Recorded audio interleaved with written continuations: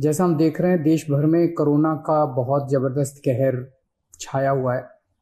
और इस कोरोना काल में जो सबको लग रहा है कि समाधान इसका एक ही है, वो है वैक्सीन। दिल्ली सरकार ने निर्णय लिया है कि 18 साल से ऊपर की उम्र के लोगों को फ्री वैक्सीन दी जाएगी। हम कोशिश करेंगे कि इसको जल्द से जल्द और बड़े स्तर के ऊपर कैसे लोगों को वैक्सीन किया जाए, इसका पूरा प्लान तैयार किया जा रहा है। आज सुबह हम लोगों ने दिल्ली में 1,34,00,000 वैक्सीन खरीदने की मंजूरी दी है। हम कोशिश करेंगे कि ये जल्द से जल्द वैक्सीन खरीदी जाए और लोगों को लगाई जाए।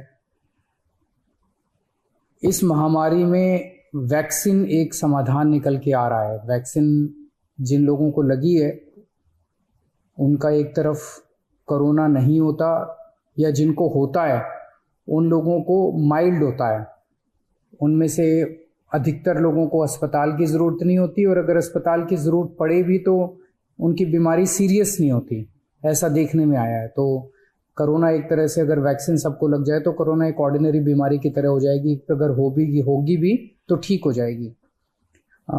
इंग्लैंड में यूनाइटेड किंगडम में अभी कुछ महीने पहले तक कोरोना का इतनी ही ज़बरदस्त कहर था जैसे भारत के अंदर है, और वहाँ उन्होंने वैक्सीन बहुत बड़े स्तर के ऊपर अपने लोगों को लगाई। तो कोरोना के अंदर उस लहर के ख़त्म होने का एक बहुत बड़ा कारण एक्सपर्ट्स वैक्सीन को मानते हैं कि जिस इंटेंसिटी के साथ, एग्रेसिवनेस के साथ कोरोना वैक्सीन लगाई गई इंग्लैंड में, उसका कोरोना की लहर को ख़त्म करने में बड़ा योगदान रहा। वैक्सीन के एक निर्माता ने कहा है कि वो राज्य सरकारों को 400 रुपये में देंगे, दूसरे निर्माता ने कहा है कि वो राज्य सरकारों को 600 रुपये में देंगे, और केंद्र सरकार को दोनों 150 रुपये में देंगे। मेरी उम्मीद है कि इसको एक ही प्राइस होना चाहिए, अलग अलग प्राइस नहीं होने चाहिए। उनमें से एक निर्माता का मैं इंटरव्यू देख रहा था जो कह रहा था कि 150 रुपये में जब वो केंद्र सरकार को दे रहे हैं तो उसमें भी उनको फ़ायदा हो रहा है।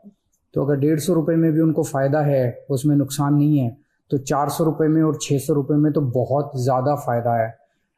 ये समय ऐसा है जो कि इंसानियत को मदद करने का समय है। ये समय ऐसा है जो प्रॉफिट कमाने का समय नहीं है।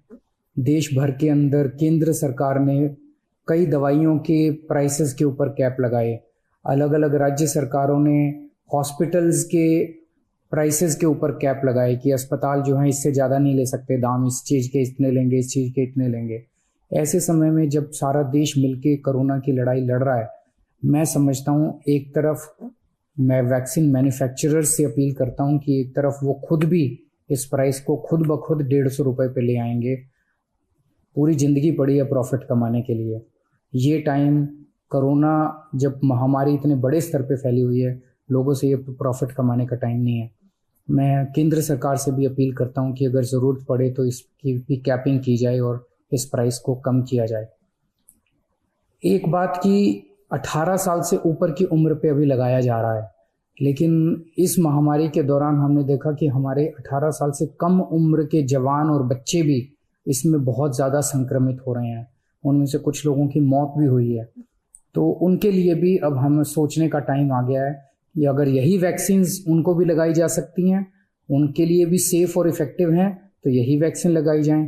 और अगर ये वैक्सीन्स उनको नहीं लगाई जा सकती, दूसरी वैक्सीन्स की ज़रूरत है, तो मैं उम्मीद करता हूँ कि जल्द दूसरी वैक्सीन्स भी ईजाद होंगी जो बच्चों को भी लगाई जा सकें, उनको भी सेफ़ हो और इफ़ेक्टिव हो।